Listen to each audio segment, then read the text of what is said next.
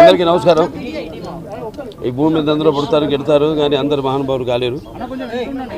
ఒక మనిషి మహోన్నత విజయపథంలోకి నడవాలంటే, అత్యున్నత శిఖరాలకు ఎదగాలంటే సత్సంకల్పం కావాలి, అకుంఠ దీక్ష పొందాలి, నీ దారిలో నువ్వు నడవాలి అని మా నాన్నగారు నాతో ఎప్పుడు చెప్తుండేవారు.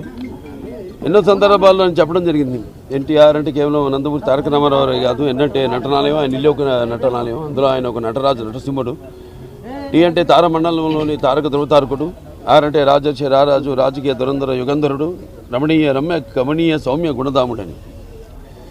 మొన్ననే ఆయన శత జయంతి జరుపుకోవడం జరిగింది. తర్వాత ఆయన సినిమా పరిశ్రమకు వచ్చి 75 సంవత్సరాలు మన దేశం ఆయన మొదటి సినిమా. ఆ సినిమా యొక్క ఉత్సవం కూడా జరుపుకోవడం జరిగింది. ఇప్పుడు రామారావు చూసుకుంటే, ఆయన సినీ రంగ ప్రస్తావన చూసుకుంటే, మరి ఆయన నటిస్తుంటే పౌరాణికాలు ప్రాణాలు పోసుకున్నాయి, జానపదాలు జాబిలీలు అయ్యాయి, సాంఘికాలు సామాజిక పరిగమనాలు అయ్యాయి, పద్యం పాట పదునెక్కింది, పాట పద్యం పాట నాట్యం నేర్చింది, కళామ తల్లి కన్నుల పండుగ చేసుకుంది, కళకళలాడింది, గలగల నవ్వింది. అంటే ఇక్కడే కాదు, మన దేశంలోనే కదా, ప్రపంచంలో ఎక్కడ చూసినా కూడా అటువంటి నటధీరుడు, అలాగే నటనలో ప్రయోగాలు చేసిన నటనాచార్యుడు, అలాగే పాత్రలో పరకాయ ప్రవేశం చేసి ఆ పాత్రలను ఆయన అణువణువులో జీర్ణింపు చేసుకుని ఆ పాత్రలకి న్యాయం చేసిన నటధీరుడు నందమూరి తారక రామారావు గారు. మనం ఎక్కడ వెతికి చూసినా, ఎక్కడ చూసినా కూడా అటువంటి నటధీరుడు, లేకపోతే నటచారుడు, లేకపోతే నటధీరుడు ఎక్కడా మనకి కానరాడు అని నేనే కాదు, ప్రతి ఒక్కడు చెప్పుకుని తీరుతారు, ఒప్పుకుని తీరుతారు. అలాగే తర్వాత ఆయన ప్రతి తెలుగు బిడ్డ, ప్రతి తెలుగు గడ్డ కూడా నేను తెలుగువాడిని సగర్భంగా చెప్పుకునే దమ్ము, ధైర్యం, సత్తా, తెగువ, ఆత్మవిశ్వాసం పదును పెట్టి మరి ప్రతి తెలుగువాడిని బయటికి తీసుకొచ్చి నేను తెలుగువాడిని అని చెప్పే సత్తా, ధైర్యం ఇచ్చిన తెలుగు తేజ నందమూరి తారక రామారావు గారు. ఆనాడు తెలుగుదేశం పార్టీని స్థాపించి, మరి తెలుగుదేశం పుట్టింది శ్రామికుడి చెమటలో నుంచి, కార్మికుడి కరిగిన కండరాల్లో నుంచి, రైతు కూలీల రక్తంలో నుంచి, అలాగే కష్టజీవ నిరుపేదల కంటి మంటల్లోంచి కష్టజీవుల కన్నీళ్లలోంచి అని ఆనాడు, అలాగే అన్నార్థుల ఆక్రందనల నుంచి అంటూ, అలాగే తెలుగుదేశం పిలుస్తుంది రా కదిలిరా అని తెలుగుదేశం పార్టీని పెట్టి మరి ఆనాడు ఒక విప్లవం తీసుకొచ్చారు ఆయన. ప్రతి తెలుగు బిడ్డ బొడ్డు కోయక ముందే రాజకీయ చైతన్యం తీసుకొచ్చిన మహానుభావుడు నందమూరి తారక రామారావు గారు. అంతకుముందు వరకు చాలామందికి ఈ రాజకీయాల మీద ఆసక్తి ఉండేది కాదు, చాలామందికి తెలిసేది కూడా కాదు.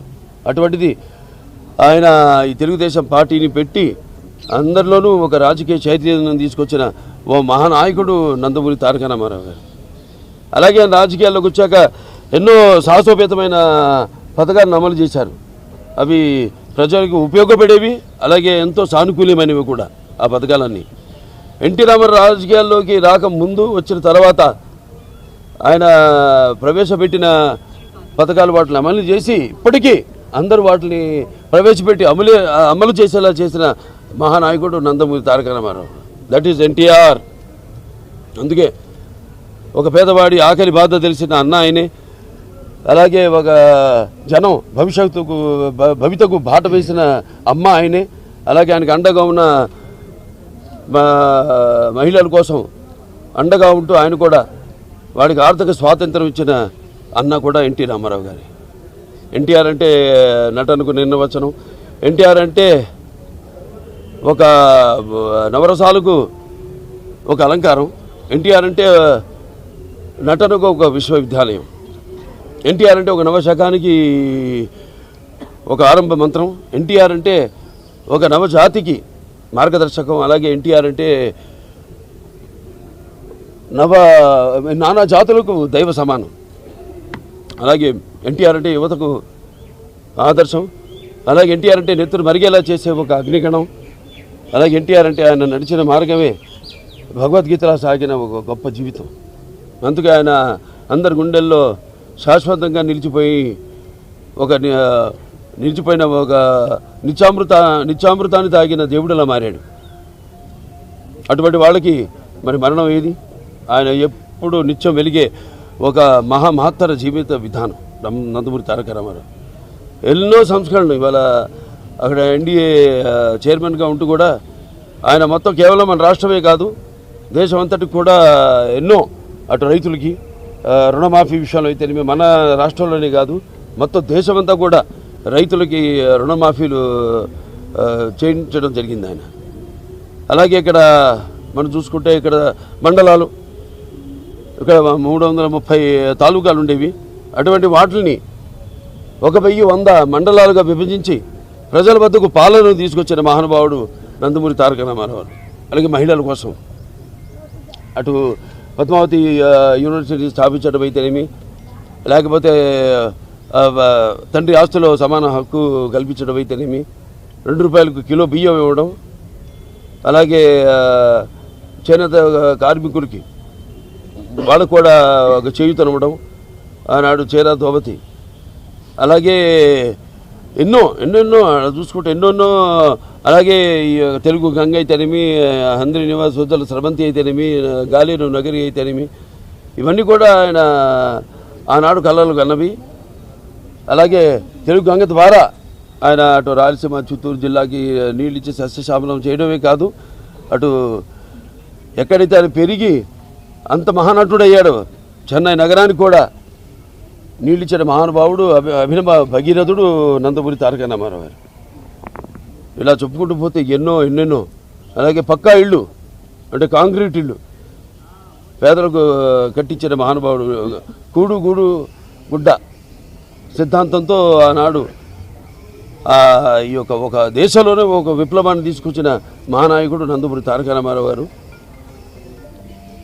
ఇప్పటికీ 29 ఏళ్ళైంది ఆయన అంటే శివైక్యమై లింగైక్యమై ఆయన పరమపదించి. అయినా ఆయన ఎక్కడికి పోలేదు.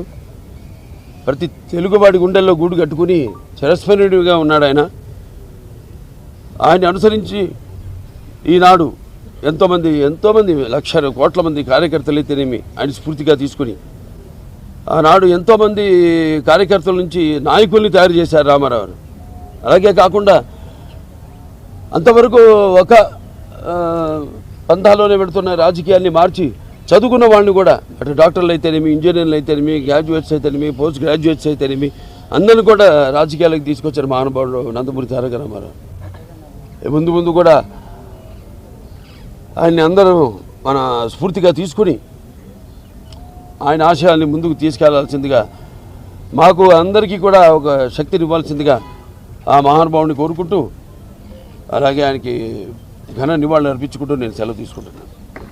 एनटीआर एनटीआर जब तक चांद सूरज रहेगा, जब तक चांद सूरज रहेगा, जब तक चांद सूरज रहेगा।